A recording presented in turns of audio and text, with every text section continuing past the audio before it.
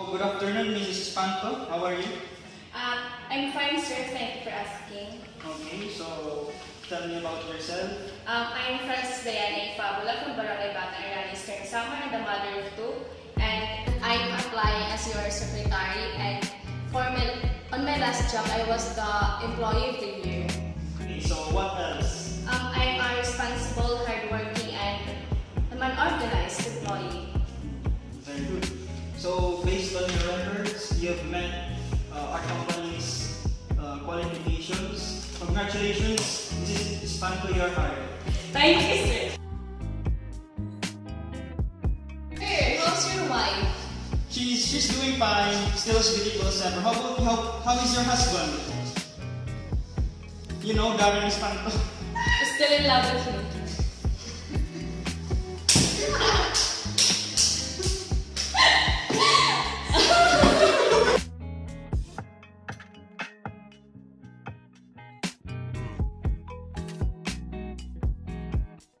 How have you finished the proposal?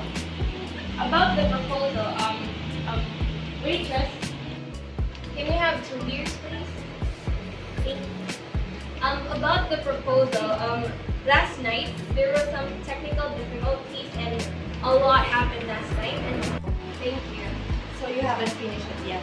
I'm happy. High context cultures. A high context culture relies on implicit communication and nonverbal cues. In high context communication, a message cannot be understood without a great deal of background information. Asian, African, Arab, Central European, and Latin American cultures are generally considered to be high context cultures. Association. Relationships build slowly and depend on trust. Productivity depends on relationships and the group process. An individual's identity is rooted in groups. Social structure and authority are centralized. Interaction.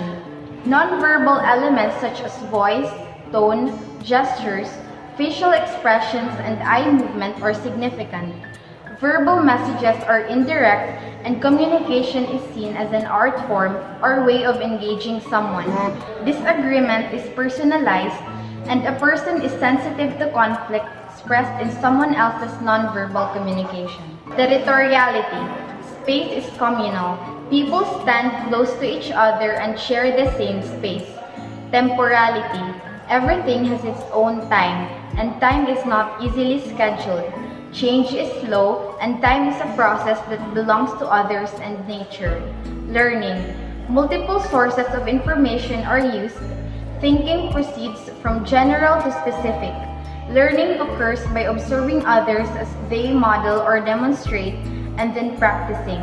Groups are preferred and accuracy is valued. Low context cultures. A low context culture relies on implicit communication. In low context communication, more of the information in a message is spelled out and defined. Cultures with Western European roots, such as the United States and Australia, are generally considered to be low context cultures. Low context cultures often display the following tendencies according to Halverson. Association. Relationships begin and end quickly. Productivity depends on procedures and paying attention to the goal. The identity of individuals is rooted in themselves and their accomplishments. Social structure is decentralized. Interaction. Nonverbal elements are not significant. Verbal messages are explicit and communication is seen as a way of exchanging information, ideas, and opinions. Disagreement is depersonalized. The focus is on rational solutions. An individual can be explicit about another person's bothersome behavior. Territoriality. Space is compartmentalized. Privacy is important, so people stand farther apart. Temporality.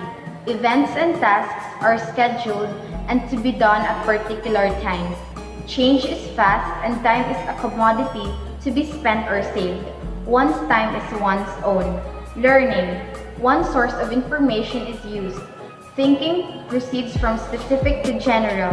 Learning occurs by following the explicit directions and explanations of others.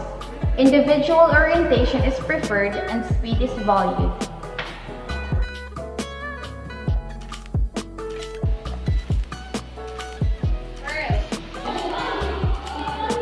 Hello, Dan. Can you give me like 10 more minutes? Yes, sir. I'll be on my way, promise.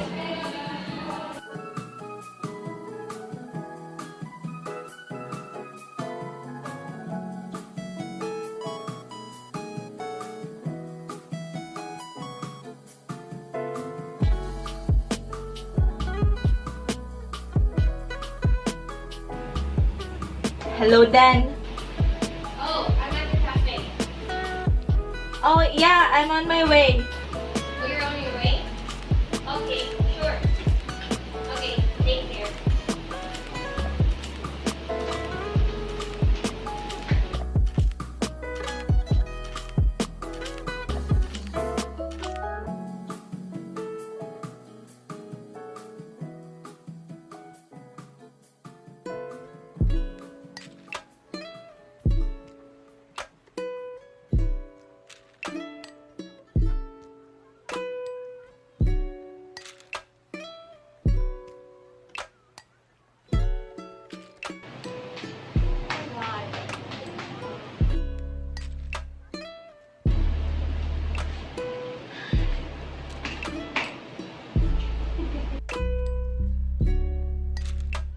So we have two perceptions of time according to culture.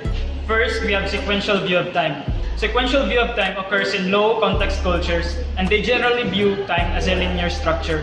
So what this means, people have a structured schedule and they follow it based on their plans, and they do things one by one at a time. The second one is the synchronic view of time. Synchronic view of time occurs in high context culture, and people that have a high synchronic view of time view time as a subjective, a moldable concept. If they do have a schedule to follow, they just use it as a means of guidance throughout their day.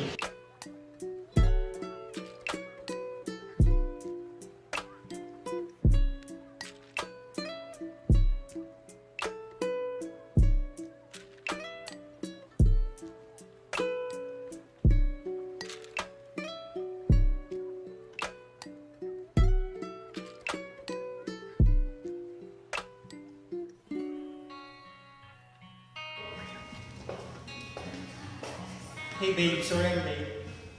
Babe. Oh my god! It's 5 p.m. I've been waiting for you since 3 p.m. What's wrong with you?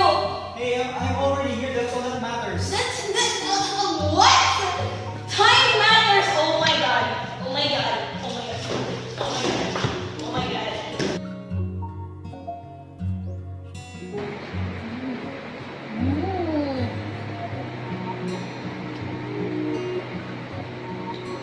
Oh my, oh, oh my, oh my,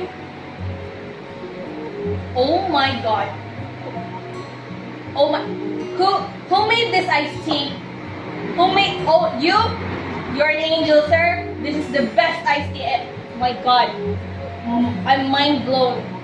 You gotta taste it. It's, I swear. It's so good. It's so good. Just stick it in. More. How is it? It's like a hint of honey. So sweet. For neutral speakers, they avoid over displays of emotion. They believe they are being rational and civilized. They try to identify intellectually first but still have emotions. Effective speakers, they over display emotion. They identify with feelings first but still think logically. Neutral people display their emotion. They do not reveal what they are thinking or feeling. Cool and well-controlled conduct is admired. Statements are monotonic and lack an emotional tone. The entire negotiation is typically focused on the object. Behavior during negotiations tends to be detached and cool. How do effective people display their emotions? Reveal thoughts and feelings verbally and in face. Heated, vital, and animated expressions are admired. Statements are emotional and dramatic. Negotiation is typically focused on the persons involved. And lastly, behavior is warm and expressive.